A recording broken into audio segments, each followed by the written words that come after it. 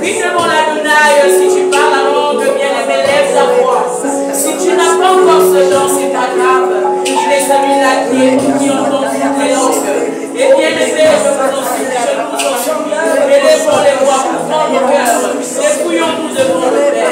Car nous sommes là, rien que pour moi. Nous sommes là, rien que pour lui. Oh bien-aimé, bien-aimé, je me laisse les voix. J'ai de ta force. Laisse tout changer. Oh, le roi David, pouvait danser. Il a oublié sa royauté. Il a oublié qu'il était roi. Il s'est dépouillé. Il a commencé à danser devant le roi de roi, l'Éternel des armées. Alors, bien-aimé, que chacun de nous suive cet exemple.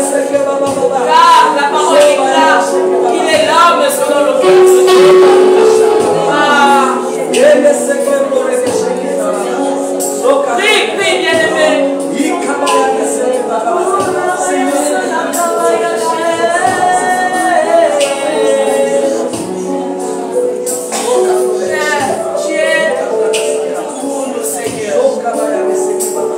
Merci Seigneur. Le Dieu tout-puissant, c'est toi.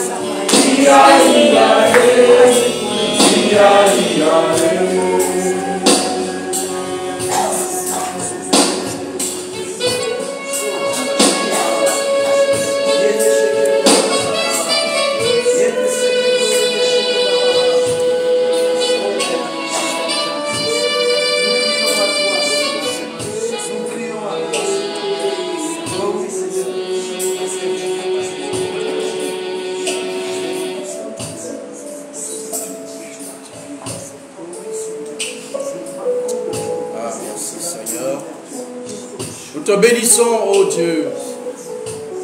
Merci pour ta présence au milieu de nous, Père. Merci, Saint-Esprit. Glorieux Saint-Esprit. Sois élevé au milieu de nous. Oh, demeure Dieu parmi nous. Demeure le Dieu de nos vies, Saint-Esprit. Car nous ne sommes rien de nous-mêmes. Nous ne pouvons rien faire sans toi, Seigneur Jésus. Oh, viens prendre la suite, Seigneur. Conduis-nous, Seigneur. Accomplis toute ta volonté, Papa. Manifeste ta bonté, manifeste ta présence, Saint-Esprit de Dieu. Viens nous parler au travers de ta parole. Oui, Seigneur. Fortifie-nous. Oh Dieu, remplis-nous de ta grâce. Remplis-nous de ton onction. Remplis-nous, Saint-Esprit. Oh, sois béni, Seigneur. Au nom de Jésus. Amen. Amen. Et avec moi, toute grâce excellente. Toute grâce excellente. Et tout don parfait. Et tout don parfait. Descende d'en haut. Descende d'en haut. Du Père des Lumières. Du Père des Lumières. Chez lequel il n'y a ni changement. Chez lequel il n'y a ni changement. Ni ombre de variation. Ni ombre de variation. Amen. Amen. Asseyons-nous dans sa présence.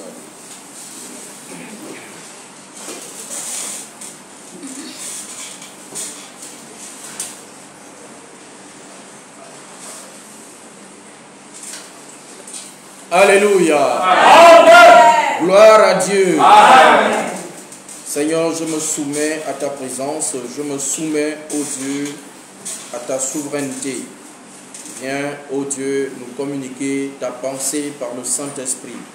Ta pensée pour ces moments ce matin, ta pensée pour la saison, ô Dieu. Oh oui, Seigneur, quelle est ta pensée, Seigneur? Communique-la nous ce matin, Père Céleste. Fortifie chacun de nous, dispose nos cœurs à recevoir ce que tu as prévu pour nous, Seigneur, et que toute la gloire te revienne au nom de Jésus-Christ. Amen. Amen. Shalom, bien-aimés. Bienvenue dans la présence de Dieu. Amen. Shalom à vous qui êtes en ligne. Nous sommes le ministère international de la réconciliation. Bienvenue au milieu de nous. Que Dieu vous bénisse ce matin. Amen. Alléluia. Amen.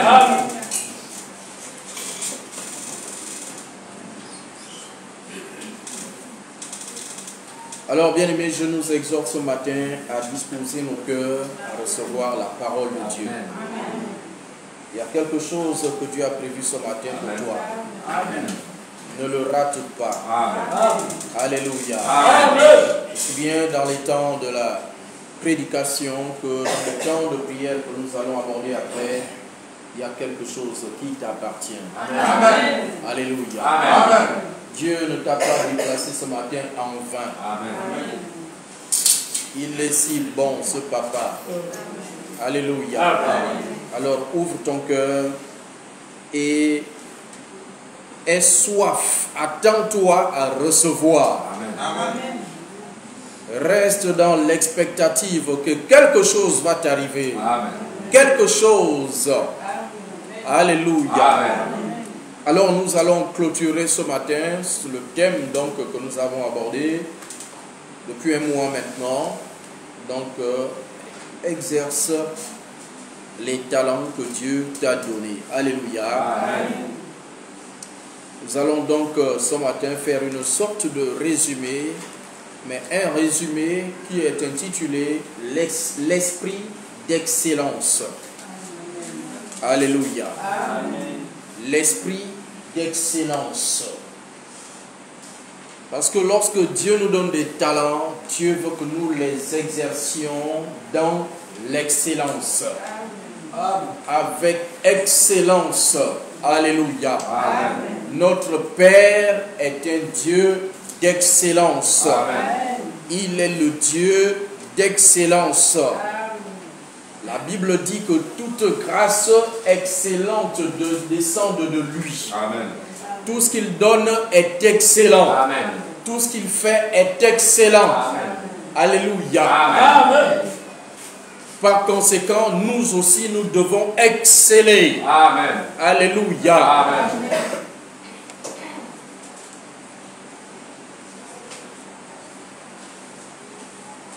L'excellence, c'est la perfection. Alléluia. Amen. L'excellence, c'est la perfection. C'est la capacité de faire quelque chose d'une manière parfaite. Alléluia. D'une manière irréprochable. Alléluia. Amen. D'une manière extraordinaire. D'une manière que les gens à la fin sont obligés d'être étonnés, ébahis. Tout le monde va dire waouh. Alléluia. Amen. Mais qu'est-ce que c'est bien fait. Alléluia. Amen. Bien-aimé, tu peux faire des choses. Tu peux exercer ton talent dans des délais raisonnables, dans de bons délais. Mais ce que les gens vont retenir, c'est est-ce que c'est bien fait. Alléluia. Amen. Il y a des personnes qui sont des spécialistes du retard. Il y a des personnes qui sont spécialisées dans leur métier de toujours terminer en retard. Les tailleurs, par exemple. Alléluia. Amen. Je ne sais pas s'il y a un tailleur qui a déjà terminé son travail à temps. Le jour qu'il a dit viens chercher, puis tu viens, tu récupères. Si tu ne trouves pas, il n'a pas encore fini, il est encore en train de travailler. Il te dit non, il revient. Alléluia. Amen. Bien aimé, mais quand il est bon, tu es obligé de revenir. Quand tu récupères, tu oublies toute l'attente. Parce que il a bien fait son. Alléluia. Amen. Et c'est ce que tu retiens. Alléluia. Amen. Donc les gens ne vont pas retenir les délais. Les gens retiennent l'excellence. Est-ce que c'est bon? Ah, la maman là nous a fait attendre pour manger. Mais quand on a mangé, on a oublié toute l'attente. Alléluia. Amen. On oublie l'attente. Tellement le plat était bon à la fin. C'est ça, bien aimé. C'est ce qu'on dit aussi quand on parle des douleurs de l'enfantement. Lorsque la femme est enceinte, lorsque la femme est en train de souffrir des douleurs, l'enfant va bientôt naître. La femme souffre jusqu'à elle peut insulter les gens. Une femme polie en temps normal, de la bouche de laquelle ne sort jamais les impuretés. Mais quand ce moment arrive là, tout peut sortir. Tout peut sortir. Même les médecins qui viennent là pour essayer de... Elle peut l'insulter. Alléluia. Amen. Le médecin est venu pour l'aider. Mais tellement elle souffre. Elle est capable d'insulter ce médecin-là. Sur place. Mais dès que l'enfant est sorti, elle oublie totalement cette douleur qu'elle a fait il n'y a pas longtemps. Alléluia. Amen. Tellement le bébé qu'elle accueille est mignon. Elle a la joie d'attraper son bébé. Alléluia. Amen. C'est comme ça. Dieu lui a envoyé un excellent bébé. Amen. Dieu fait toutes choses avec excellence. Amen. Alléluia. Amen. C'est pourquoi, bien aimé, quand il y a des temps difficiles, il y a des moments où les temps sont difficiles. Il y a la galère. Tu cherches le mari, mais ça dure. ça dure. Et tu souffres. Tu cherches la femme et ça dure. Et tu souffres. Mais le jour où tu te maries, tu oublies toute cette attente-là. Tous ces moments difficiles-là, tu les oublies. Alléluia. Amen. Ces moments difficiles-là, c'est aussi ça qu'on appelle les douleurs de l'enfantement. Avant d'enfanter ton mariage, il y a la difficulté qui est là. C'est dur. Avant d'attraper ton travail, il y a des moments difficiles que tu traverses. Ne t'inquiète pas, ce sont les douleurs de l'enfantement. Bientôt, tu vas l'enfanter. Amen. Amen. Alléluia. Amen. L'excellence, donc Dieu est le Dieu de l'excellence. La Bible dit quand il a fini de tout créer, la Bible dit Dieu vit que tout cela était bon.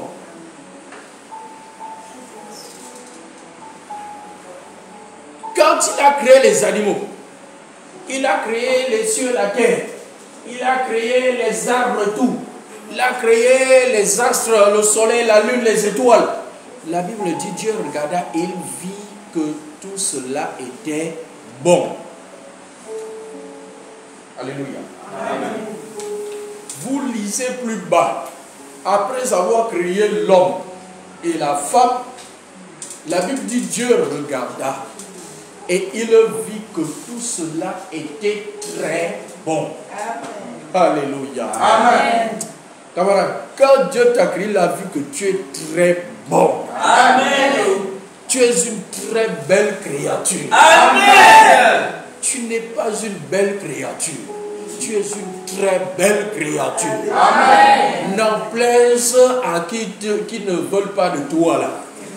Tu es une très belle créature. Amen. Qui t'insulte vilaine là, ça c'est son problème. Toi, tu es une belle créature. Amen. Amen. Alléluia. Amen. C'est Dieu qui a dit ça. Entre l'opinion de Dieu et l'opinion des hommes, tu choisis laquelle? L'opinion de Dieu. Ah. Dieu vit que cela était très bon. Quand tu es venu là, Dieu dit non, ça c'est un bon garçon. Amen. Alléluia. Amen. Ah oui. Il a même temps saisi, il a donné, il a mis son nom à la place. Donc Dieu est le Dieu de l'excellence. Et ses enfants doivent être des enfants excellents. Amen. Et Dieu nous donne des talents pour que nous les exercions avec excellence. Amen. Avec excellence. Tout ce que tu fais, tu dois le faire avec excellence. Tout le monde doit être étonné. Oui. Tout le monde doit être étonné. Écoutez, vous êtes 5 boutiquiers alignés. Quelle est la différence entre toi et les 4 autres? On doit faire la différence. Vous êtes alignés. On doit voir quelque chose de spécial en toi. Amen. On doit voir que toi, tu fais ton travail avec excellence. Amen. C'est comme ça. Il y a des moments, je monte dans le taxi. Je monte dans un taxi, je regarde le chauffeur. Il y a des gens qui ne prennent pas leur travail au sérieux. Je ne sais pas qui a dit être taximan, c'est un saut métier, ou je ne sais comment dire. Il est en culotte, un vieux haut sale. Toute la journée, il est là. Dans ses amis sales. Camarade, je suis monté là parce que je ne savais pas avant que tu étais comme ça. Si je savais que je vais trouver un type comme ça au volant pour me conduire, je ne prends pas ton taxi. Alléluia. Amen. Camarade, être taximan, c'est un très bon métier. C'est un très bon métier. Mais tu conduis les gens, tu amènes les gens au travail, tu amènes... Quand même. Quelle est la différence entre un taximan et le chauffeur du président? C'est le même métier. Oui ou non? Ils sont tous des chauffeurs. Donc chacun n'a qu'à prendre son métier au sérieux. C'est tout. Ce qui me dépasse encore plus, ce sont les chargeurs, les bons chauffeurs, les chargeurs. Je ne sais pas qui leur a dit, dès que tu deviens chargeur, il faut que tu sois impoli. Oui, oui. C'est une spécialité chez eux. Mais c'est un métier. Il y en a qui retournent à chaque jour, à la fin de la journée, il a 30-40 000 dans la poche. Mais il n'y a pas un fonctionnaire qui a 40 000 par jour. Hein? Mais ils ne se prennent pas au sérieux. Tant qu'il n'a pas insulté un client, non, il ne fait pas bien son travail. C'est s'il insulte les gens là, pour lui là, il a gagné sa journée. Quel que soit le métier que tu fais, fais-le avec le cœur. Fais-le avec excellence. Chauffeur de taxi, quand je vois un chauffeur de taxi en costume, je suis content. Mais oui. Moi-même, je vais monter, je suis bien habillé. Et celui qui me conduit est mal habillé. Est-ce que c'est bon ça? Il est sale. Non. Il doit être bien habillé. Tu conduis des gens qui sont en costume derrière. Mais toi, tu es sale.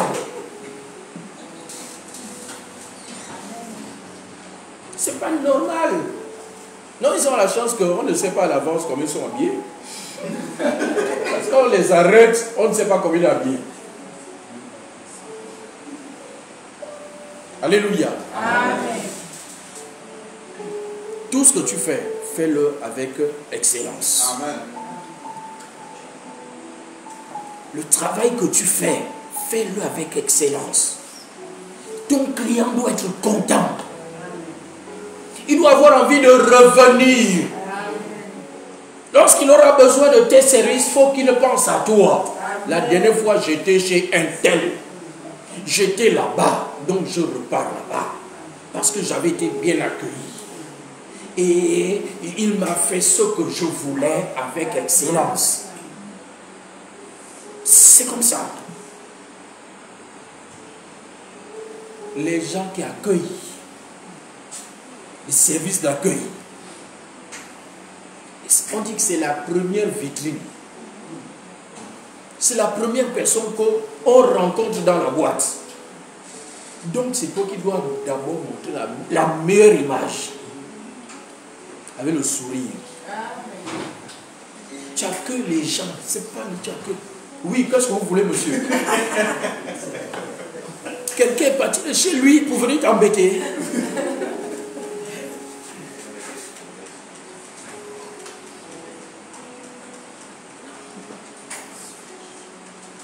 On t'a placé là pour accueillir les gens. Il faut que les gens repartent de là avec le sourire. Même toi, tu peux même changer le visage de quelqu'un qui vient. S'il vient triste, la manière dont tu vas l'accueillir là, il retourne, il est content. Amen. Tu le fais peu rire. Même s'il a le visage attaché, tu cherches les mots pour transformer son visage.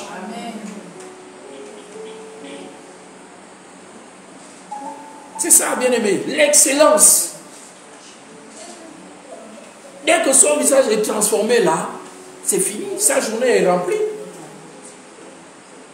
Sa journée est remplie.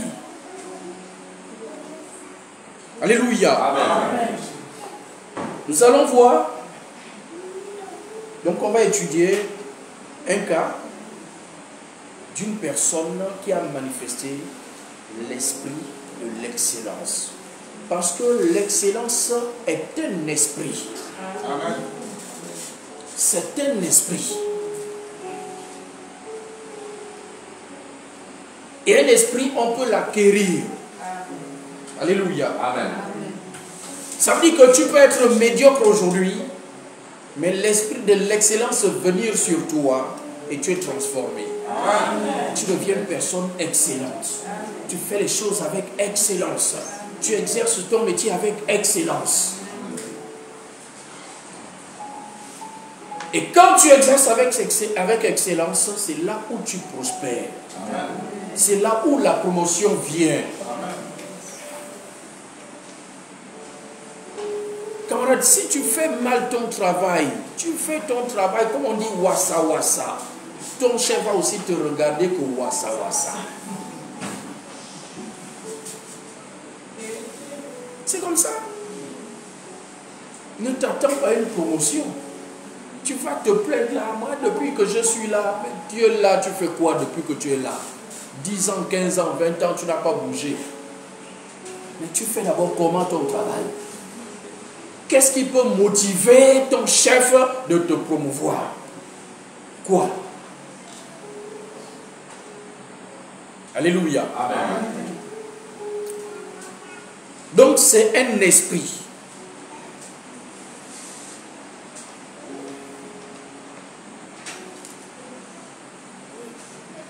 Ésaïe chapitre 11.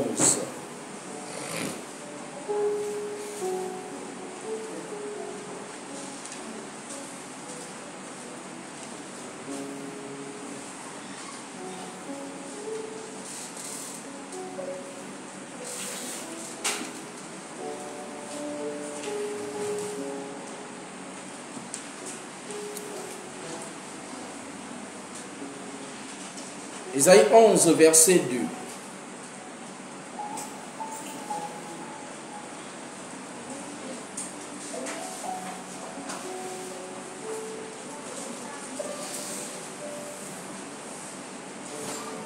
Ésaïe 11, verset 2, il est écrit: l'Esprit de l'Éternel reposera sur lui. Esprit de sagesse et d'intelligence, esprit de conseil et de force, esprit de connaissance et de crainte de l'Éternel. Amen. Amen. Nous avons déjà eu à partager sur ce verset. Nous avons fait peut-être 6 semaines sur ce verset, sur ces différents esprits de l'Éternel. Alléluia. Amen. Alors, on voit qu'ils sont regroupés en deux. Esprit de sagesse et d'intelligence, esprit de conseil et de force, esprit de connaissance et de crainte de l'Éternel. Parmi ces 3 groupes d'esprits, l'esprit de l'excellence se trouve dans le premier groupe et le 3e groupe. L'esprit de sagesse et d'intelligence et l'esprit de connaissance et de crainte de l'Éternel.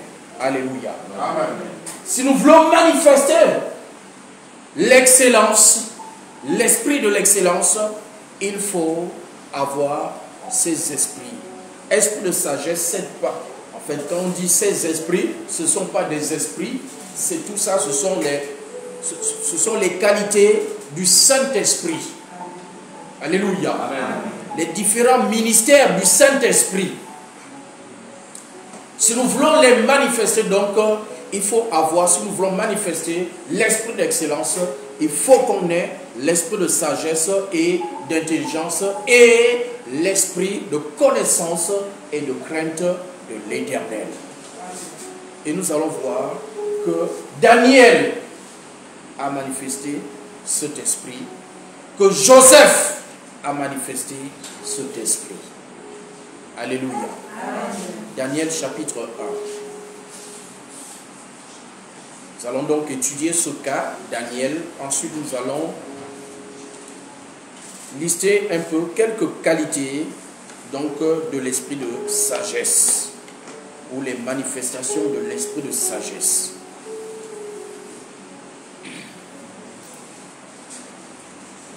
Daniel chapitre 1, à partir du verset 1.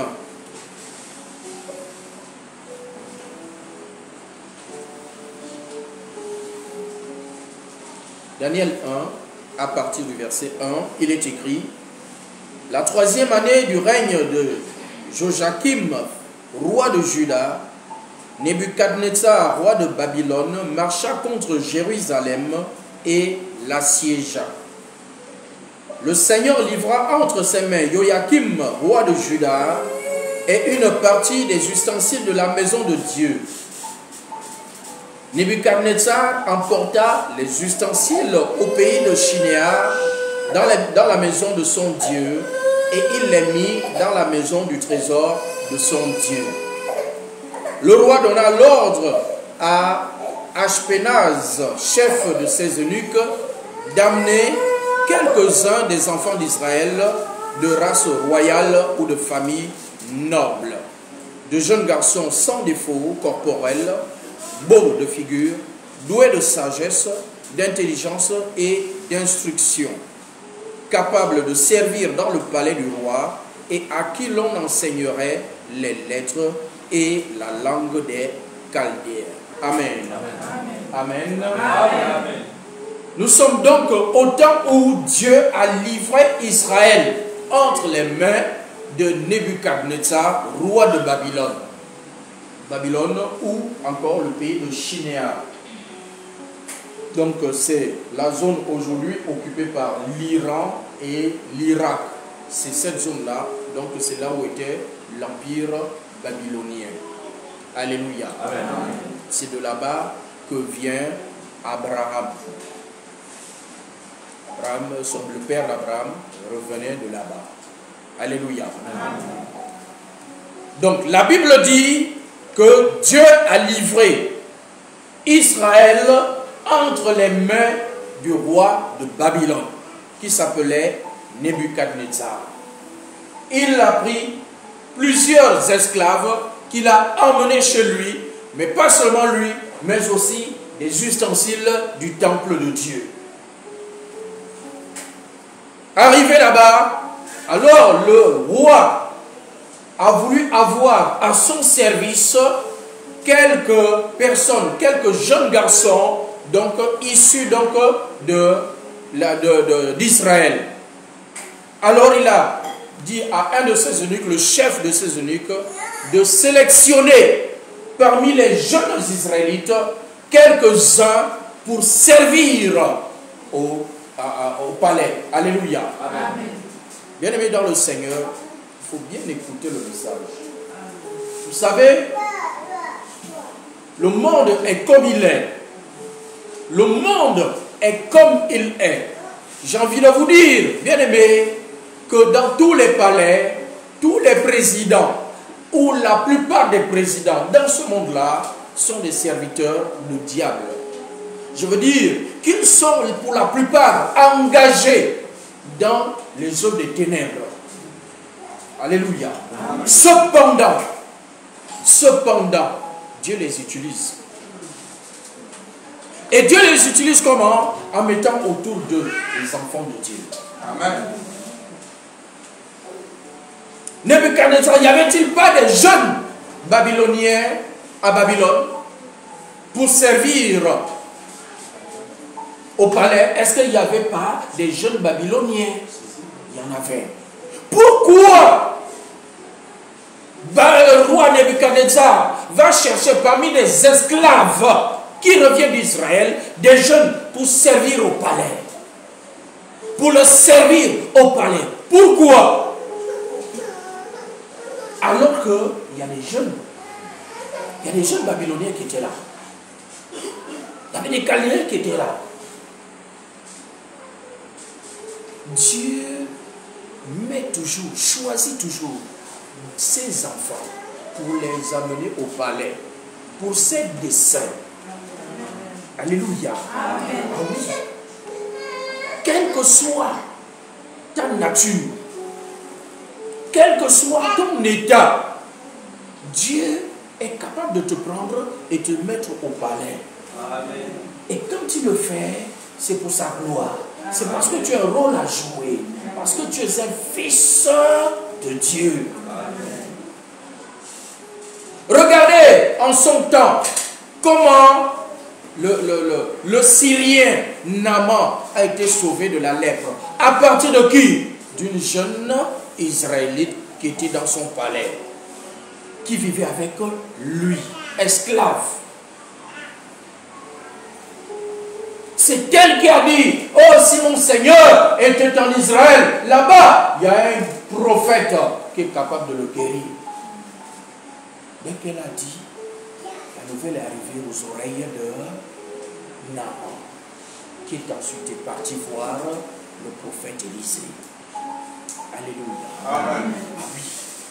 Bien aimé, lorsque tu es placé quelque part, ce n'est pas un hasard. Tu es enfant de Dieu.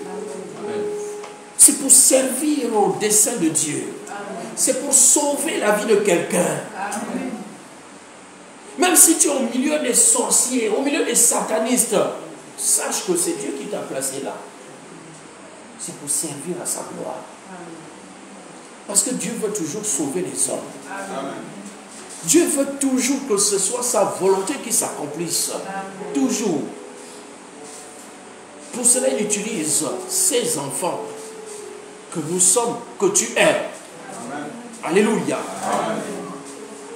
Nebuchadnezzar va donc dire, choisis-moi parmi ces esclaves-là des jeunes garçons. Regardez les critères. Il va donner des critères. Ce n'est pas n'importe qui. Il n'a pas dit non, va prendre 10 garçons. Il dit choisis. Quand on dit choix, ça dit il y a des critères. Ça, on ne va pas prendre dans le tas comme ça. C'est une sélection. Alléluia. Amen. Et on sélectionne parmi des meilleurs. Alléluia. C'est pourquoi tu dois toujours être parmi les meilleurs. Amen. C'est pourquoi tu dois être toujours excellent. Amen. La Bible dit, de jeunes garçons sans défaut corporel. Ah, même ça compte. Sans défaut corporel, beau de figure, doué de sagesse, d'intelligence et d'instruction. Camarade, tu veux être élevé. Voici les critères que les rois aiment. Les rois aiment entourer de personnes intelligentes. Ah oui, les présidents aiment être entourés de personnes intelligentes. Quand on parle d'entourer, il ne s'agit pas des ministres. Ça, ce n'est pas l'entourage du président. Alléluia. L'entourage du président, ce n'est pas le gouvernement. Non. L'entourage du président, c'est le cabinet du président. Les gens qui sont avec lui tout le temps. Les gens, quand il a besoin de quelque chose, il dit. Il demande tout de suite. Ça, c'est l'entourage du président. Ce sont eux qui sont à son service. Le gouvernement n'est pas à son service. Le gouvernement, il travaille pour lui et il lui rend compte. Alléluia. Le cabinet est là. On a des chefs de gens qui ont été directeurs de cabinet ici, là, donc ils peuvent nous édifier. Ils savent. Alléluia. Ils sont avec lui partout. Ils sont avec lui partout, là où il part. Parce qu'il a toujours besoin de leurs conseils. Et ce n'est pas n'importe qui donne conseil à quelqu'un. C'est quelqu'un d'intelligent, quelqu'un de sage, quelqu'un d'instruit. C'est ça, voilà les critères. Les critères que Nebuchadnezzar et ses sont là. Bien aimé, tu dois t'instruire. Alléluia. Tu dois t'instruire. Tu dois développer ton intelligence. Ah oui. Tu dois réclamer l'esprit d'excellence à Dieu. Tu dois prier Dieu que le Seigneur t'accorde la sagesse. Si tu veux monter dans les hauteurs du pays. Et c'est la volonté de Dieu. Hein? Isaïe 58, il dit, je vous emmènerai dans les hauteurs du pays. Amen. Je t'élèverai dans les hauteurs du pays. Amen. Mais il faut que tu sois préparé pour cela. Il Il faut que tu sois prêt. Alléluia. Amen. Verset 5. Le roi leur assigna pour chaque jour une portion des mets de sa table et du vin dont ils buvaient, voulant les élever pendant 3 années, au bout desquelles ils seraient au service du roi. Donc il a choisi comme ça 10 personnes, 10 jeunes gens. Et il dit, ils doivent être nourris comme moi-même le roi. Tout ce que je mange, il doit manger ça. Tout ce que je bois, il boit aussi ça. Parce qu'ils sont élevés à la manière des princes. Alléluia. Ah oui. C'est pas n'importe qui rentre au palais. Il faut avoir le comportement d'un prince. Ouais. Il faut avoir l'éducation d'un prince. Alléluia. En parenthèse, les parents, nous devons prendre soin d'éduquer les enfants. Amen. Leur donner une éducation de prince. Amen. Amen. Alléluia. Amen. J'ouvre une parenthèse. Il y a quelques mois de cela, j'avais postulé à un lycée ici, lycée franco-britannique, en ligne. Quelque temps après, ils m'ont appelé. Je suis parti. Ils m'ont donné des classes. Et ils ont reçu tous les enseignants qu'ils avaient recrutés. Et ils nous ont réunis donc pour nous expliquer comment ça se passe là-bas. Bien aimé, lorsque j'ai entendu cet homme parler, nous raconter, nous dire comment ça se passe là-bas, je n'étais plus au Gabon. Je ne me voyais plus au Gabon. Moi qui suis enseignant, qui enseigne dans nos lycées là, j'étais loin, très loin de messieurs, de ce qui s'y passe, de ce que je vis là-bas. J'étais loin. Pour moi, non, c'est comme si j'étais aux États-Unis.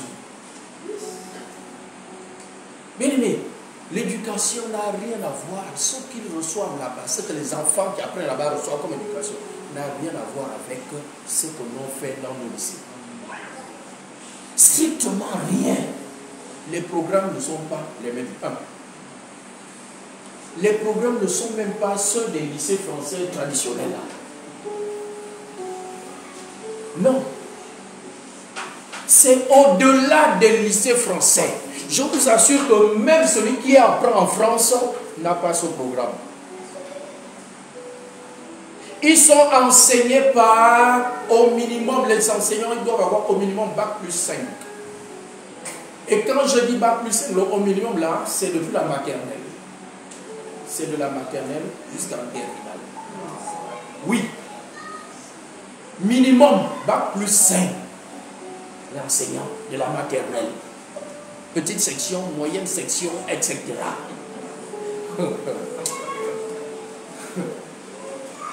Non, ils sont sérieux. Ils savent qui ils sont en train de former. Ils savent qui ils sont en train de former. On vous dit, quand tu es en classe, toi enseignant, tu es le maître de la classe. Aucun élève ne peut ouvrir sa bouche si tu ne lui as donné la parole. Aucun. Si celui qui le fait, il est puni systématiquement, tu fais un rapport, l'enseignant fait un rapport, même il a seulement chuchoté, tu fais un rapport, tu déposes. Le samedi là, l'enfant va venir faire des travaux ici. Le samedi on n'apprend pas, mais il va venir travailler à l'établissement. Camarade, je connais là où j'enseigne. Pendant que tu fais cours là, ça répond derrière. Tu expliques lui aussi l'explication, camarade. C'est le jour et la nuit. C'est le jour et la nuit. Les programmes n'ont rien à voir. La discipline n'a rien à voir. Rien à voir. À la fin, d'abord en première terminale, ils sont enseignés par les docteurs. Les docteurs uniquement. Première terminale. Ils sont enseignés par les docteurs. À la fin, ils rédigent un mémoire en terminale. Ils rédigent un mémoire. C'est la crainte. Ce sont les futurs dirigeants. Clair.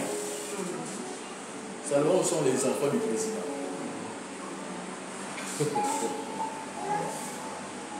Rien à voir avec chez nous.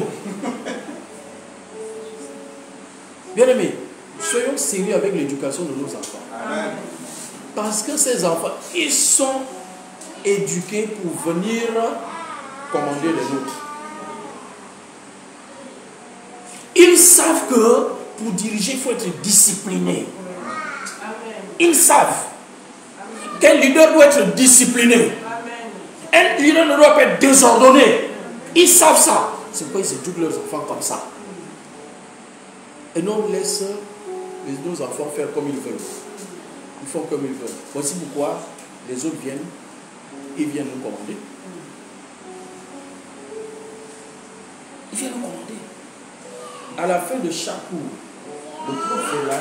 Il dit à chaque enfant, chacun range ses affaires. Si vous avez utilisé des choses, tu prends ce que tu as appris là, les livres, tout ça, tu vas ranger. Chaque élève va ranger.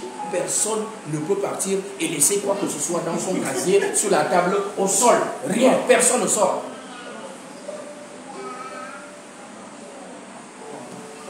C'est nous là, dès qu'on sort là, dès qu'on sort, chacun ramasse son sac. Parfois même son cahier, ça reste posé sur la table, il s'en va.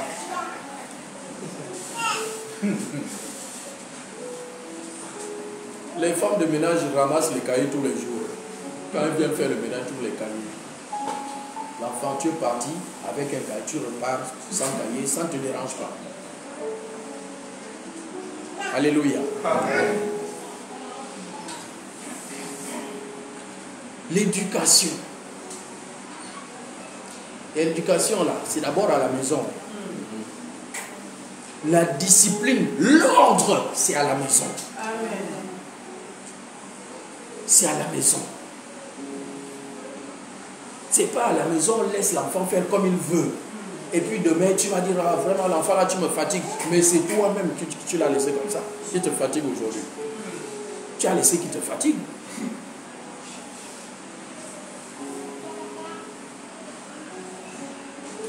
Ce sont les enfants des rois qui sont dans cet établissement.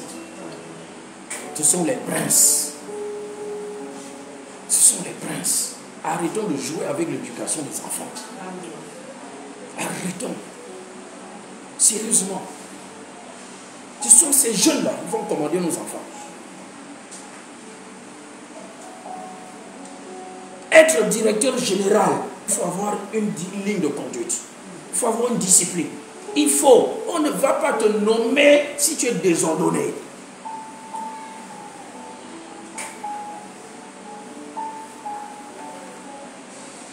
Regardez, parfois on insulte même les enfants des ministres là, des enfants. Mais, oh non, il est bête. Parfois, ils ont appris. On les envoie dans les meilleures universités. Parfois on se trompe. Ils ont peut-être des caractères, mais ils ont été dans les meilleures universités. Il y en a, c'est vrai, qui ne s'en sortent pas, qui ne réussissent pas. Mais il y en a qui réussissent. Et on les nomme. Dès qu'ils arrivent, ils sont nommés directement DG. DG du budget. C'est pas n'importe où en plus. C'est là où il y a beaucoup d'argent. C'est là-bas où ils sont DG. Et on passe le temps à se plaindre. Mais on se plaint seulement. On se plaint seulement. Toujours les mêmes, toujours les mêmes. Il faut chercher à renverser ça. Amen. Il faut chercher à renverser ça. Ce n'est pas par les plaintes. Si nous-mêmes on ne peut plus, mais faisons en sorte que nos enfants ne subissent pas ça.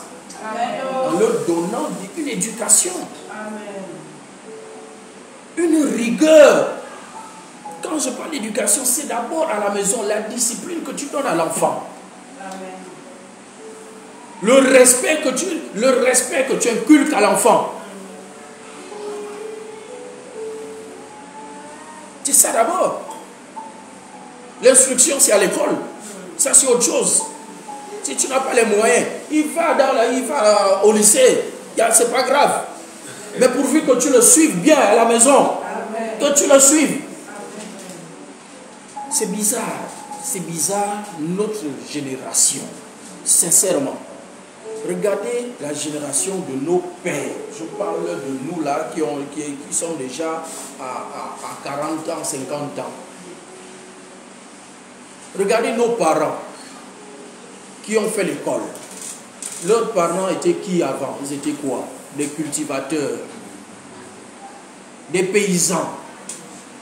Mais ils ont eu des enfants qui sont sortis des docteurs, bien instruits. Mais nous, qui sommes là avec les masters, mais nos enfants, on a du mal à leur inculquer une éducation. Il y a un problème.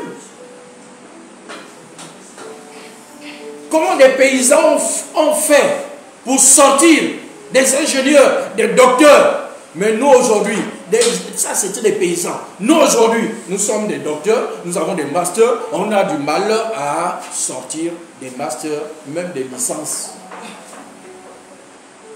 Nos enfants. Il y a un problème. Il y a un problème dans notre génération. Et puis on passe le temps à critiquer nos enfants. Là, ils sont comme ci, ils sont comme ça. Mais nous-mêmes, génération de parents actuels, je dis souvent aux parents au lycée, surtout à la remise de bulletins, là, quand j'ai l'occasion de parler à un, ou un qui vient se plaindre, oh, c'est mon enfant, c'est ton enfant, c'est toi-même, tu as donné quelle éducation à ton enfant? Quelle éducation? Dès qu'on convoque, dès qu'on punit un enfant, ça y est, on vient se plaindre. Oh, mais ce sont les enfants. Vous allez traumatiser les enfants. Ah bon? Nous, pourquoi on n'a pas été traumatisés? Nous, on a été traumatisés. Non, nous frappait. Vous ne frappez même pas vos enfants. Non, nous frappait. Qui a été traumatisé?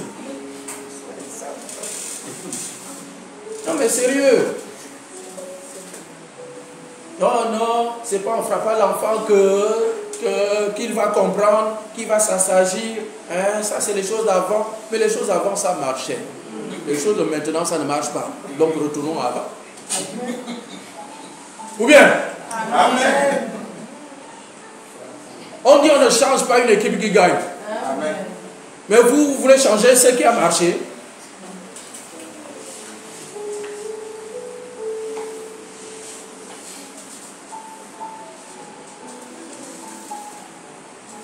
Les enfants un enfant de seconde, première, terminale, il ne connaît pas la table de multiplication de 5, de 4, de 3, il ne connaît rien.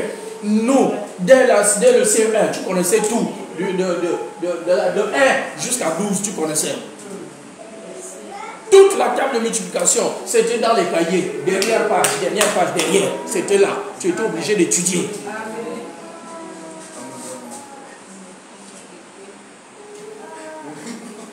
Tous les vendredis, à Donguila, j'étais là-bas. Donc tous les vendredis, c'était le jour là. Pour l'après-midi. Quand vous allez rentrer à 15h, vous êtes en rang. Vous êtes en rang. Le maître est là devant la porte avec la chicotte. Tu approches, dès que tu arrives devant lui, il te dit 7 fois 8. Tu donnes la réponse, tu ne réfléchis pas. Dès que tu sais faire de à côté.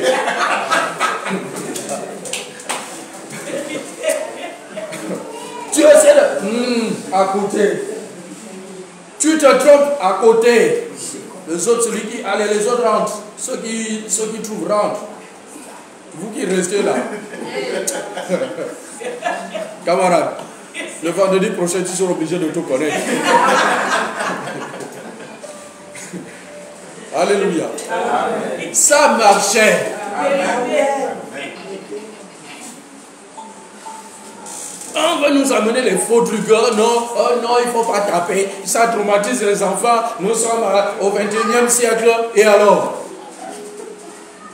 On était au 18e siècle. Ça a changé quoi? Quelle est la différence? C'est quelle la différence? Les êtres humains sont les mêmes. Pareil. Pareil.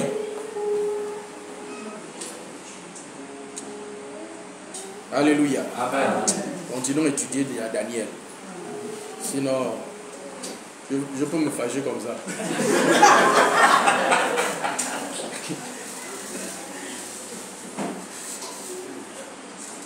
Verset 5, donc le roi leur assigna pour chaque jour une portion des mets de sa table et du vin dont il buvait, voulant les élever pendant 3 années, au bout desquelles ils seraient au service du roi.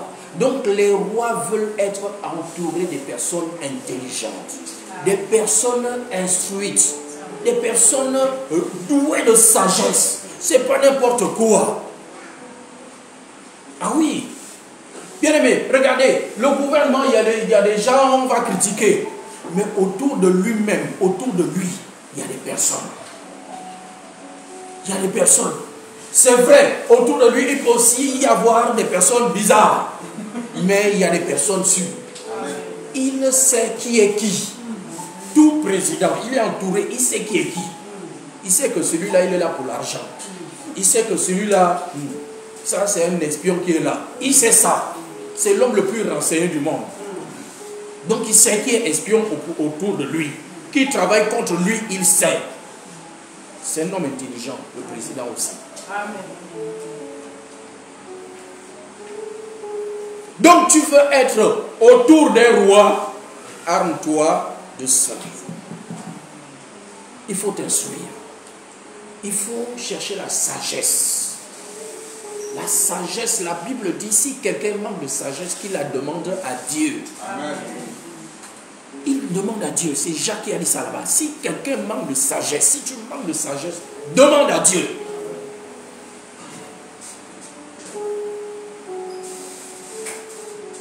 Il y avait parmi eux, d'entre les enfants de Juda, Daniel, Anania, Michaël et Azaria.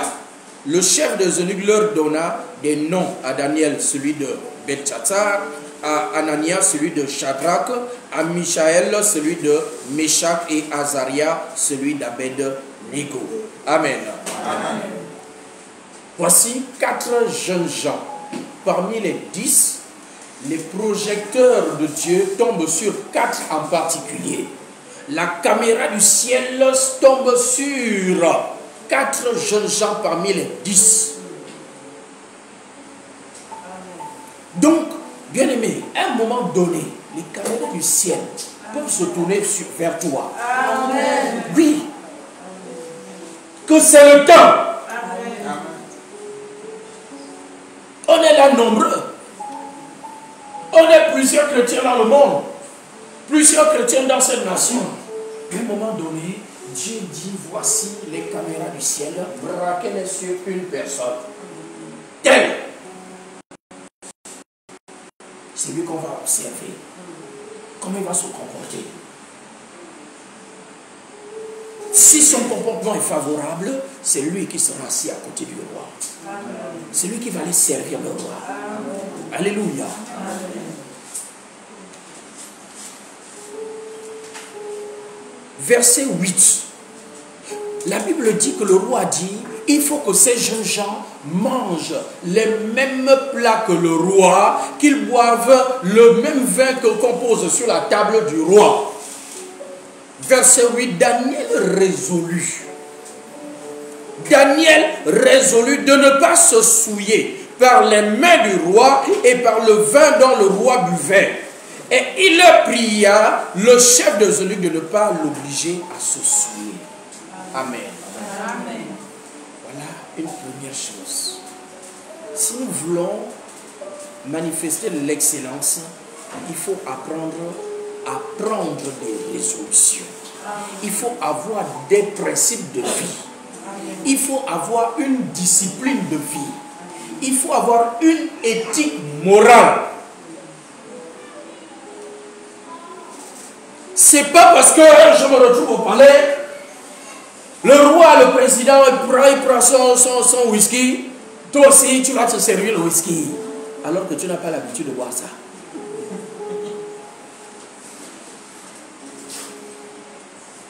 Camarade, tu bois et puis tu es sourd devant le président. Est-ce que le président va encore te prendre au sérieux?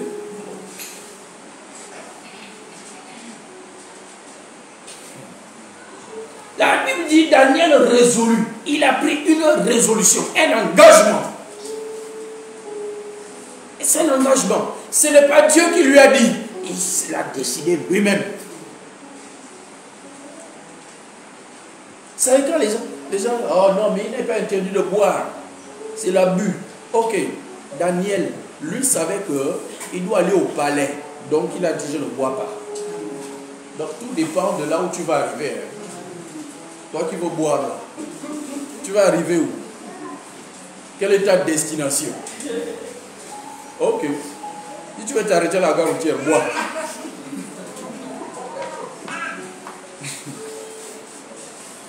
Alléluia. Amen. Il pria le chef des eunuques de ne pas les obliger à boire. Et la Bible dit, verset suivant, Dieu fit trouver à Daniel faveur et grâce devant le chef des eunuques. Pourquoi? Parce que Daniel cherchait la perfection, l'excellence. Il dit, ok, Dieu a touché le cœur du chef des eunuques pour qu'il accepte la demande de Daniel. Et il a accepté. Regardez, il va d'abord, le chef des eunuques dit à Daniel, je crains mon Seigneur le roi, qui a fixé ce que vous devez manger et boire. Car pourquoi verrait-il votre visage plus abattu que celui des jeunes gens de votre âge? Vous exposeriez ma tête auprès du roi. Si je le fais, c'est ma tête qui sera exposée devant le roi. Le roi dit, je dois vous nourrir avec la même nourriture, la même boisson. Si je ne fais pas ça, peut-être que ce que vous allez manger là va faire en sorte que vous maigrissez au lieu de grossir. Vous n'aurez pas le même poids que les autres. Vous serez différent. Vous serez différent. Donc on doit vous nourrir avec les mêmes plats. Si c'est le poisson fumé, alors tout le monde mange le poisson fumé. Mais au moment où les autres sont en train de manger le poisson fumé, toi tu vas aller manger la sardine, camarade. Tu vas maigrir. Et les autres seront. Et puis le roi va me poser des questions. Comment ça se fait que toi, tu sois maigre et les autres sont gros? Donc c'est moi le problème. Ah non, hein, je ne veux pas perdre mon poste. Je ne veux pas, camarade. Alors, Daniel dit à l'intendant à qui le chef des eunuques avait remis la surveillance de Daniel, Anania, Michaël et Azaria. Éprouve tes serviteurs pendant 10 jours et qu'on nous donne des légumes à manger et de l'eau à boire. Tu regarderas ensuite notre visage et celui des jeunes gens qui mangent les mets du roi. Et tu agiras avec tes serviteurs d'après ce que tu auras vu. Là, il dit, bon, on fait un test de 10 jours. Donne-nous les légumes simplement. Et les autres, tu leur donnes ce que le roi mange. Mais on le fait pendant 10 jours. Et si au bout des 10 jours, tu vois qu'on est maigre par rapport aux autres, alors tu peux décider de nous donner ce que tu veux. Éprouve-nous comme ça. Alléluia. Amen. Daniel connaît son Dieu.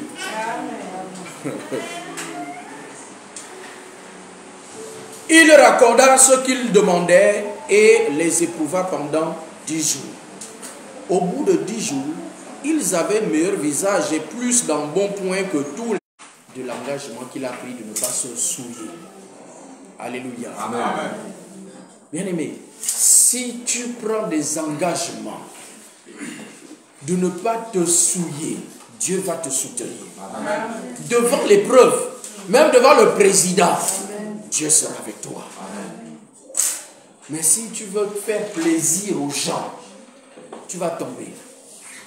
Si tu veux faire plaisir aux gens, là tu ne marches plus dans l'excellence. L'excellence, non, ce n'est pas faire plaisir aux gens. Hein. Non, c'est demeurer sur ces principes d'excellence. Quels que soient les vents, quel que soit ce que les gens vont dire. C'est ça. Même si tu es critiqué, tu dis c'est ça. Les gens finiront par reconnaître. Les gens finiront par reconnaître.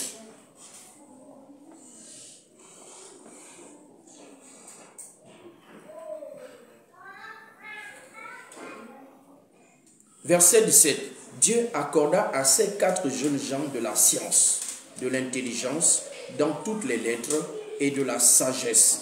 Et Daniel expliquait toutes les visions et tous les songes. Daniel et ses amis sont rentrés dans l'excellence. Dieu leur accordait l'esprit d'excellence. La Bible dit leur accorda la sagesse, la science, l'intelligence, la sagesse aussi. Dans toutes les lettres. Bien aimé, il faut étudier. Hein. Même dans le monde, on dit qui veut aller loin, ménage sa monture. Il y a des gens qui veulent être élevés, mais sans payer le prix, sans s'armer. Il y a des gens qui veulent être élevés. Tu veux une promotion, mais tu ne veux pas faire ce qu'il faut pour avoir la promotion. C'est vrai, il y a la faveur de Dieu. Dieu peut prendre n'importe qui et puis l'élever à n'importe quel niveau. Mais il y a des moments, Dieu veut que tu sois à un certain niveau. Il faut que tu aies un certain niveau de connaissance. Parce que tu ne vas pas aller faire honte à Dieu après. Dieu ne va pas te promouvoir pour que tu ailles lui faire honte après. Donc tu dois te préparer. Alléluia. Amen. Non, bien aimé, ce message est très sérieux. Je vous dis la vérité. Quand je suis arrivé ce matin ici, là, Dieu m'a dit qu'il y a des gens qui vont avoir des promotions dont ils ne s'attendaient jamais. Bien sûr. Amen. Dieu va promouvoir des gens. Il y a des directeurs généraux ici. Amen. Je vous dis la vérité. Amen. Mais il faut s'armer. Il faut se préparer. Amen. Il faut se préparer. Dieu ne va pas t'élever, tu es là, tu ne fais aucun effort. Non. À un moment donné, camarade, retourne à l'école, c'est pas grave. Ne regarde même pas ton âge. Retourne à l'école. Amen. Retourne. Oui. Dieu va élever, il y aura des DG ici, là. Des DG. J'ai dit des, pas un, des. Amen. Amen.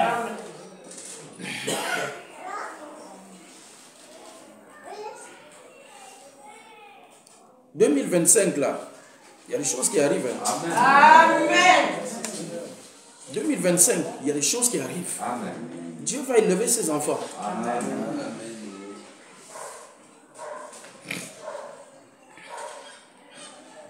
Dieu accorda à ces 4 jeunes gens de la science, de l'intelligence dans toutes les lettres et de la sagesse. Et Daniel expliquait toutes les visions et tous les songes.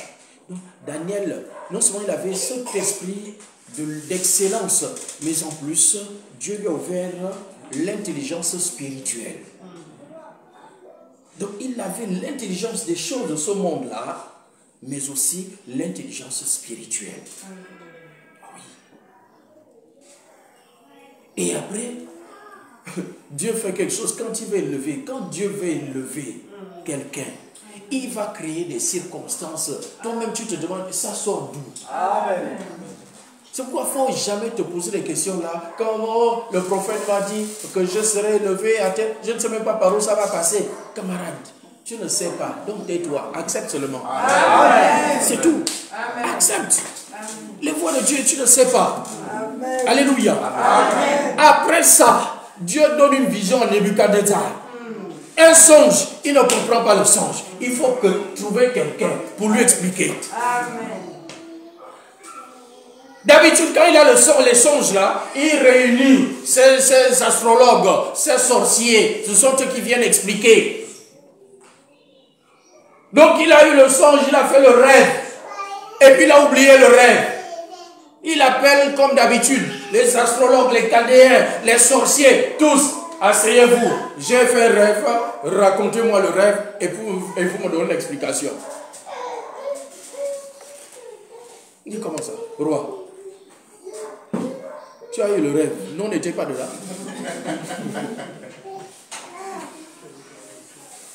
Roi, raconte-nous le rêve, nous on te donne l'interprétation. Il dit, hey, vous êtes en train de blaguer avec moi. Je vous dis, vous me racontez mon rêve que j'ai fait et vous me donnez l'interprétation. Ils ont dit, roi, jamais un roi n'a demandé ça à quelqu'un. Ce que tu nous demandes là, il n'y a personne sur la terre là pour te raconter ton rêve que tu as vu. Tu étais seul dans ton rêve. Tu dormais, personne n'était là. Comment on va savoir que tu as rêvé de telle chose? Ça, c'est les choses de Dieu. Il donne le rêve et puis il enlève ça de la mémoire de Nebuchadnezzar. Pourquoi? Parce qu'il a résolu d'élever Daniel et ses amis. Amen. C'est comme ça que Dieu passe. C'est comme ça. La même chose avec Joseph en Égypte. Pharaon a eu le rêve. Pareil. J'ai fait un rêve, mais je ne me rappelle pas. Il faut quelqu'un pour me dire le rêve que j'ai fait. Raconte-moi mon rêve. Comment je vais te raconter ton rêve? Les voies de Dieu, bien aimé. Les voies de Dieu. C'est lui qui a donné le rêve. Et donc c'est lui aussi qui vient fermer la mémoire de Nebuchadnezzar pour qu'il ne s'en souvienne pas. Parce qu'il a prévu que Daniel vienne raconter le rêve. Amen.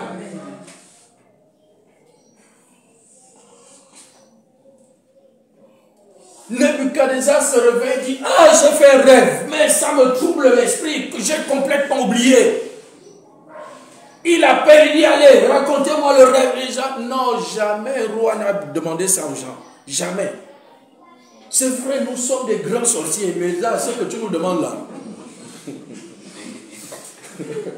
ce que tu nous demandes là, ça dépasse la sorcellerie.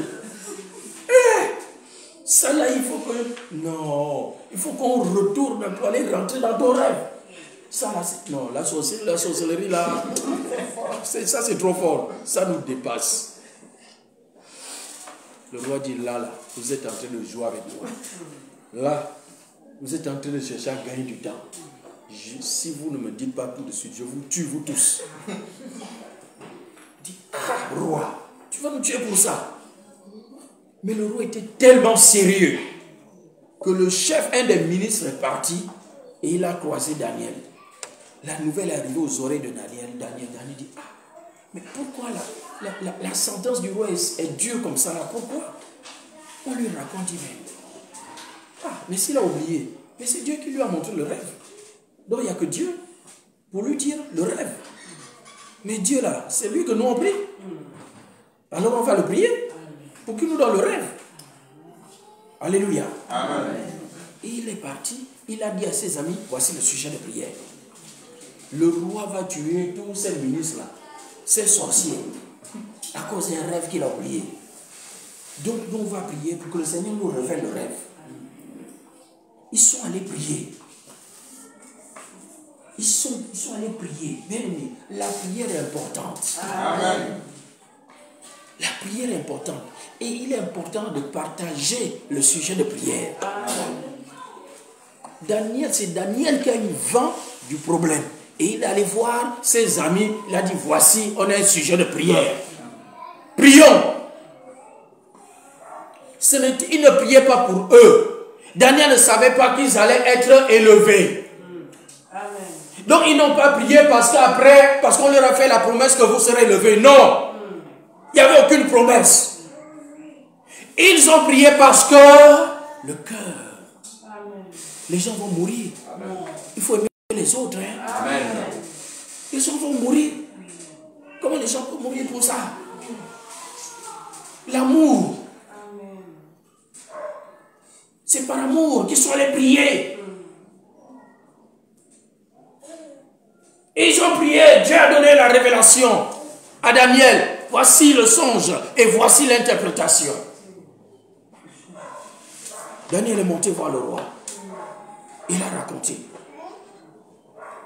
Voici ce que tu as vu. Voici ce que tu as vu voir. Et voici l'interprétation. Alléluia. Dieu est bon. Amen. Dieu est puissant. Amen. Amen. Quelqu'un rêve, c'est un autre qui il reçoit le rêve aussi. Quelqu'un rêve, il oublie. Et c'est quelqu'un d'autre qui va venir raconter. Dieu est puissant. Regarde ce que Dieu est capable de nous faire, bien aimé. On doit rechercher les choses comme ça. Les rois, les présidents, ils ont besoin des gens comme ça. Ils en ont besoin, ils cherchent. Dans tous les palais, il y a les sorciers. Dans tous les palais, il y a des gens qui sont là pour dire au président que voici je t'annonce les choses qui vont arriver. Voilà. Parfois, c'est des mensonges. Et parfois, le président, il sait, au bout de 3 ou 4 mensonges, il sait que c'est un menteur. Il sait que c'est un menteur. Donc, après, il cherche quelqu'un qui lui dit la vérité. Et la vérité ne sort que de la bouche d'un enfant de Dieu. Amen. Consacré à Dieu.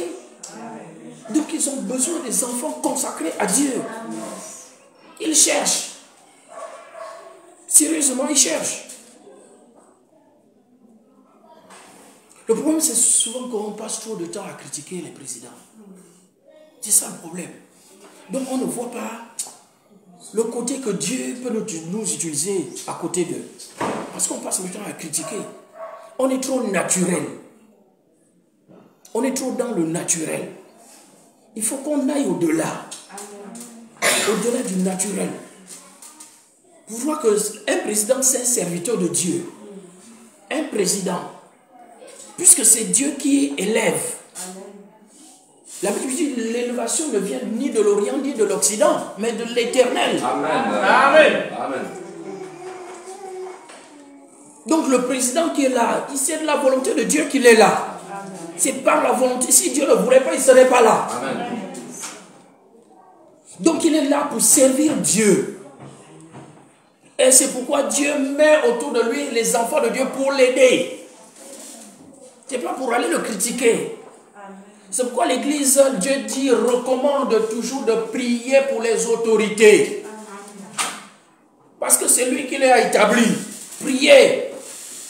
Et il dit même de prier pour eux. Pourquoi? Mais c'est pour nous-mêmes. Il dit c'est pour nous. Pour qu'on mène une vie paisible. Pour qu'ils prennent les bonnes décisions pour nous. Pour les populations. Quand les gens entendent on prie pour les présidents, ils disent voilà, ces chrétiens-là, quelqu'un vous maltraite et puis vous priez pour lui. Oui, c'est l'amour de Dieu. Amen. C'est ça l'amour. Notre Dieu est amour. Qui est bon parmi nous? Jésus a dit un seul est le bon, un seul. Donc nous tous qui critiquons là, est-ce qu'on est bon? Est-ce qu'on a le droit de critiquer? On n'est pas meilleur. On n'est pas meilleur. Si on nous mettait à leur place là, est-ce qu'on ferait mieux? C'est pas sûr. Ce n'est pas sûr. Alléluia. Amen.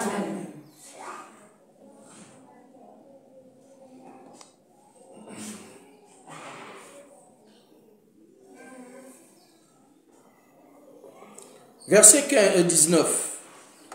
Donc, au terme des années fixées, le roi s'entretint avec eux, et parmi tous ces jeunes gens, il ne s'en trouvèrent aucun comme Daniel, Anania, Michaël et Azaria. Ils furent donc admis au service du roi. Amen. Au bout de 10 jours, le roi les a réunis, tous les 10. au bout de 3 années de formation. 3 ans de formation. Alléluia. Amen.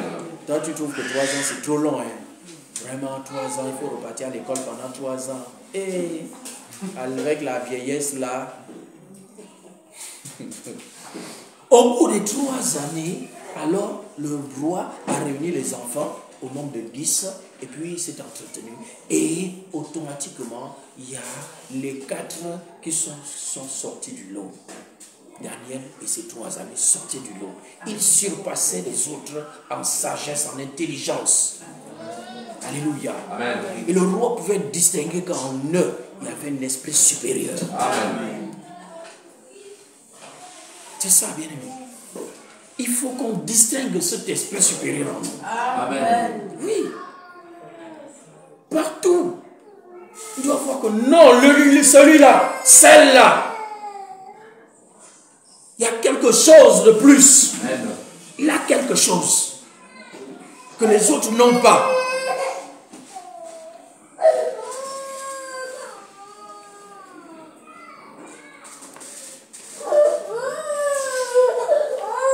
Ensuite, Dieu a élevé Daniel.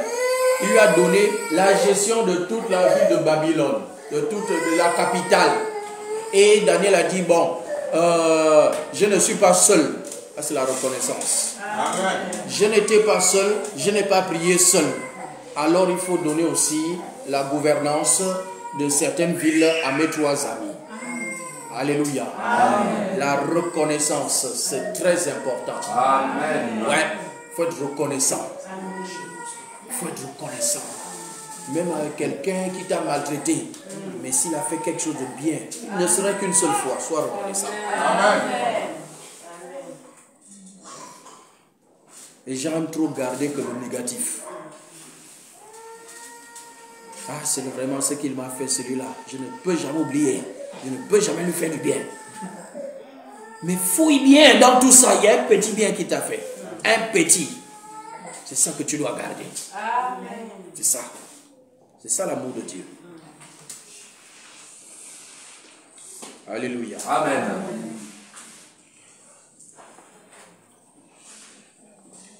L'esprit d'excellence ne se contente pas de ce qu'il a. Ça, c'est la première chose à savoir. Lorsque quelqu'un aime l'excellence, il ne se contente pas de ce qu'il a fait aujourd'hui ou de ce qu'il peut faire aujourd'hui. Il cherche toujours à aller au-delà, à pouvoir faire plus. Alléluia. C'est ça l'esprit d'excellence. Ne se contente pas. L'esprit d'excellence ne reste pas dans la moyenne. Je suis moyen. Oh, nos jeunes aujourd'hui qui vont à l'école, dès qu'il a 10, c'est tout, c'est bon. Hein? J'ai ma moyenne. C'est suffisant. Oui, c'est ça les élèves aujourd'hui. Dès qu'il a 10, il peut même se moquer de celui qui a 13. Oui. Il peut se moquer de celui qui a 13. Il dit non, on sera dans les mêmes classes l'année prochaine. Toi avec ton 13, moi avec mon 10. On sera dans les mêmes classes. Ça, c'est l'esprit de la médiocrité. C'est l'esprit de la médiocrité.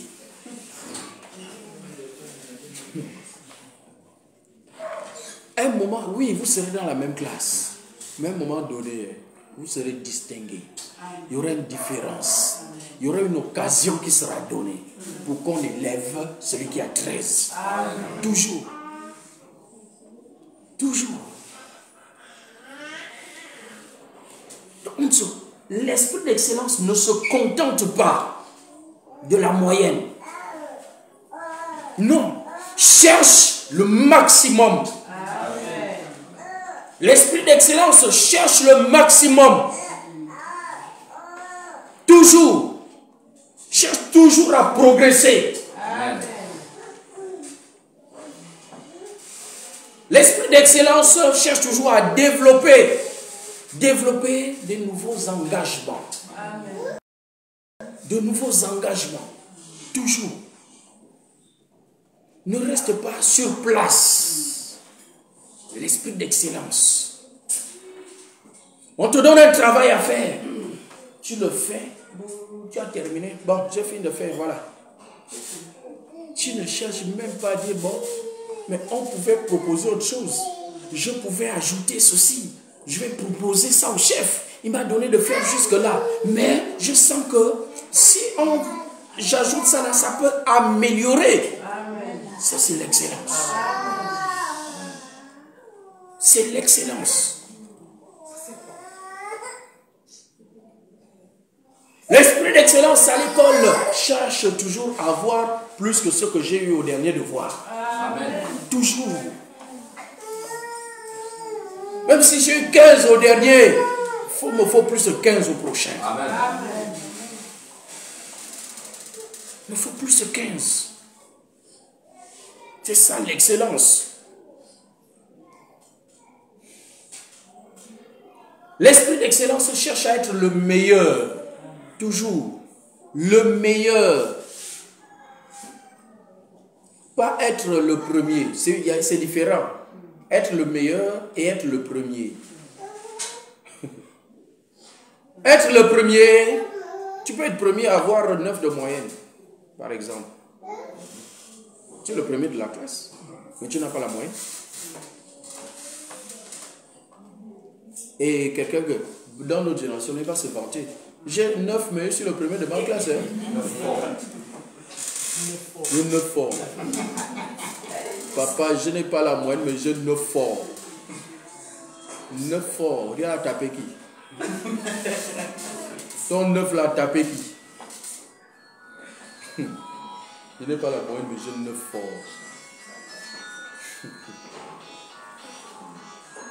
Donc, on peut être premier et être échoué. Amen. Mais un excellent n'est jamais échoué. Amen. Jamais.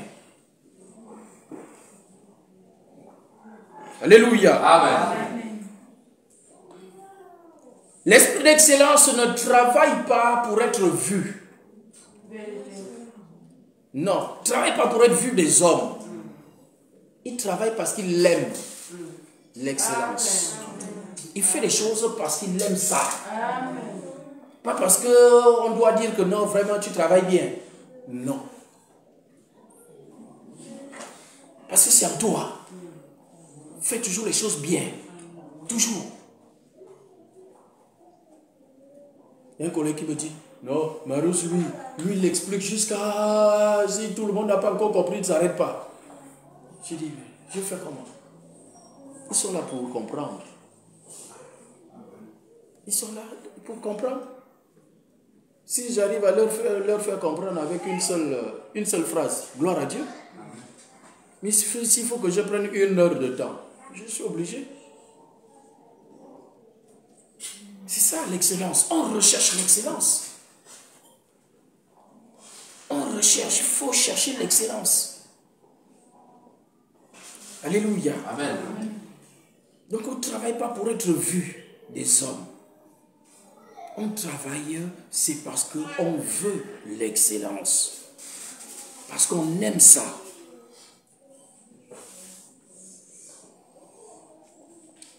L'esprit d'excellence doit avoir l'éthique.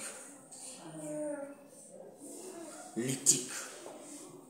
L'esprit d'excellence doit avoir l'éthique et l'intégrité. Alléluia. Amen. Daniel, Joseph. Joseph dit, comment est-ce que je vais trahir mon maître qui m'a confié toute sa maison? La femme de Potiphar est venue attraper Daniel. Viens coucher avec moi. Joseph dit non. Je ne peux pas faire ça. Ça, c'est l'éthique. Ça, c'est l'éthique. Mais tu veux être élevé, arriver au sommet là-bas, on regarde. On sait que lui là, alors lui c'est les femmes. Si on veut la voir, mettez seulement les femmes, envoyez-lui une femme. Lui, c'est la boisson. Tu veux l'avoir, c'est la boisson seulement. Lui, c'est l'argent. Lui, là, tu veux l'avoir, tu vas avoir son cœur, là. Donne-lui seulement l'argent. Donne-lui un paquet d'argent. Il te dit tous les secrets. C'est fini. C'est ça. Donc, si tu aimes ces choses-là, quand tu vas arriver au palais, on saura que tu es comme ça. On saura. Et par conséquent, il y a des choses qu'on ne te confiera pas. Il y a des missions qu'on ne pourra pas te confier. Il y a des missions, on te dit non, on a besoin d'une personne intègre pour cette mission. Parce que c'est sensible. Facilement, on corrompt les gens. On va te dire qu'il faut aller signer un contrat. Signer un contrat, il faut d'abord discuter. Quelle est la part du pays? Bon, si tu pars là-bas, on te dit, bon, pour votre pays là, hein, on vous donne ça.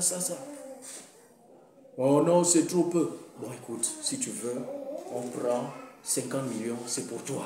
Et puis tu acceptes comme ça. Une fois tu as pris 50 millions, tu as tué le pays. Tu as tué le pays. Tu as accepté des conditions bizarres pour le pays. Pour 50 millions qui viennent dans ta poche. Et tout le reste du pays est dans le désordre, dans le malheur. C'est ce qui arrive très souvent dans nos États. Amen. Les gens qui vont signer les contrats avec les institutions internationales, avec les banques. Voici les contrats avec les investisseurs.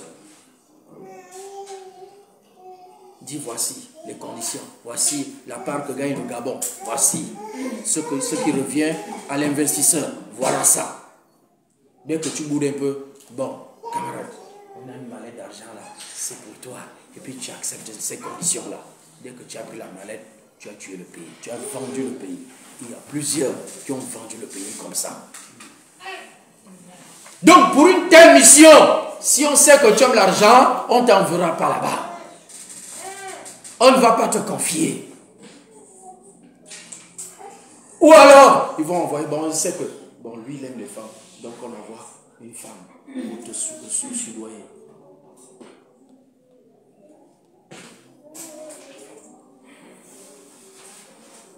Camarade, arriver au sommet là-bas, c'est pas facile. Parfois, c'est facile à arriver, mais y rester. Et rester intègre. C'est pourquoi il faut arrêter de critiquer. Toi, à leur place, est-ce que tu serais resté intègre? Il faut que tu sois intègre. Enfant de Dieu. Enfant de Dieu. Un enfant de Dieu. Tu ne dois pas être facilement corruptible. Tu ne dois même pas être corruptible. Amen.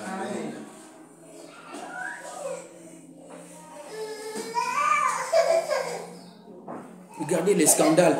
Directeur général, les scandales. Détournement. C'est pas bien. Dieu cherche des personnes qui ne vont pas faire les scandales.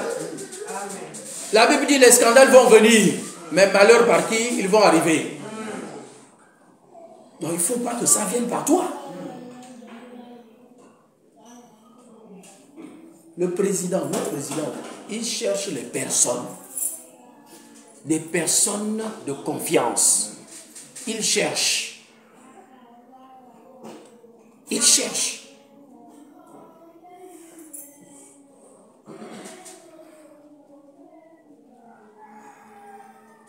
Si tu te trouves, c'est bon. Alléluia. Amen.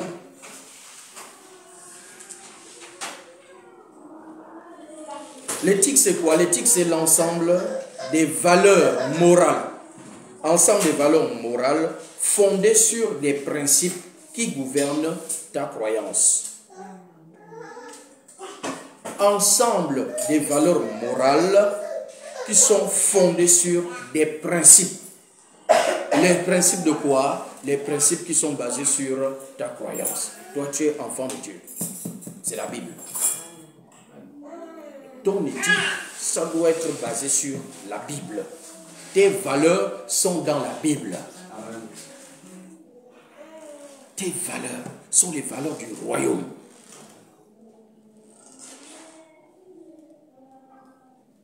Tes valeurs sont les valeurs du royaume. Au royaume, on ne vole pas. Au royaume, on ne ment pas. Royaume de Dieu. Le royaume des cieux qui est venu là, sur la terre, dans lequel tu es entré. Il n'y a pas le vol. Il n'y a pas le mensonge. Il n'y a pas l'adultère. Alléluia. Amen. C'est des choses que tu dois savoir. Dieu regarde. Est-ce que tu vas faire honte au royaume lorsqu'il va t'élever? Est-ce que ton nom va parcourir les journaux? Scandale. Tel DG de tel. Ton nom.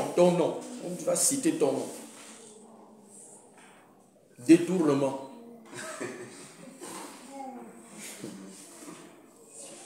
Ça, c'est la honte pour tous les enfants de Dieu. Alléluia. Amen. L'intégrité maintenant, c'est quoi l'intégrité? L'intégrité, c'est le fait d'intégrer. Intégrité, ça veut dire intégrer. Intégrer quoi? Tes paroles à tes actes. C'est ce qu'on appelle l'intégrité. Ce que tu dis, c'est ce que tu dois faire. Amen. Tu dois veiller sur ta parole. C'est pas, oui, je vais passer lundi. Lundi, tu ne passes pas. Je vais t'appeler à 14h. 14h vient, tu n'appelles pas.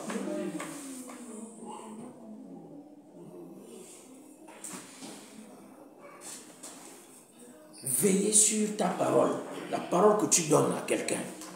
C'est ça l'intégrité. Tes paroles et tes actes doivent concorder.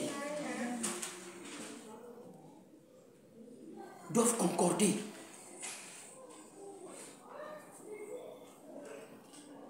C'est ça l'intégrité. Et lorsque tu es une personne intègre, on te fait confiance. Amen. Tu as rendez-vous à 14h, tu arrives à 15h. 1 heure de retard. Et dans notre pays là, 1 heure de retard, non, c'est rien. Ah, je suis venu seulement avec 1 heure de retard. Seulement 1 heure de retard. 1 heure. Non, dit c'est seulement. Donc l'autre t'attend pendant 1 heure. Mais 1 heure, on peut faire beaucoup de choses. En 1 heure. Tellement de choses qu'on peut faire.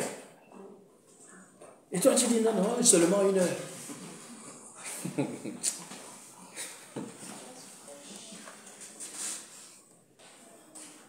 Tu ne respectes pas les heures de rendez-vous. Tout de suite on te localise, on dit non, toi là, c'est pas la peine. Tu n'es pas une personne de confiance. Tu n'es pas une personne de confiance. Dans le monde des affaires, même 15 minutes, l'autre s'en va, il ne t'entend plus, il s'en va. 15 minutes. Dès que tu as même 5 minutes déjà, la personne déjà, il regarde, il va arriver, ça fait 5 minutes déjà, il est en retard, retard de 5 minutes. Et toi, tu te pointes 1 heure après, tu dis, ah, excuse-moi, hein, bon, c'est vraiment, bon, c'est juste 1 heure, j'ai eu un contretemps. Avec des excuses bidons. On a un problème avec la notion d'heure. On a un problème avec ça. Déjà, quelqu'un, tu as rendez-vous à 13h, c'est à 13h que tu te laves. Pour aller au rendez-vous. Mais oui. Les Gabonais, c'est comme ça. C'est à l'heure du rendez-vous qu'il va se laver pour dire j'ai rendez-vous.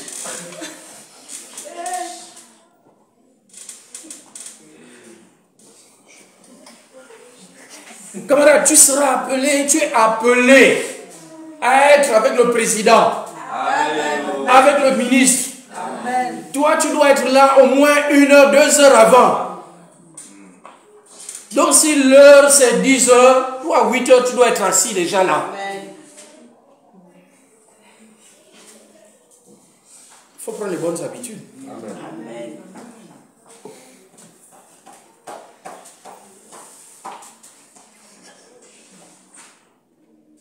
Alléluia. L'excellence